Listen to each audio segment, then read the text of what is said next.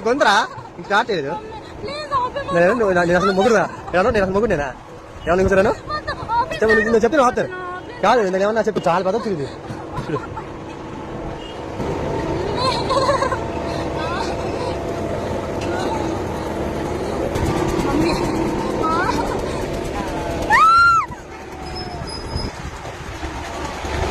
నీకు చేసావు కదా ఏమో దాన్ని ఉండలేరా ఏమో ఏమో ఏం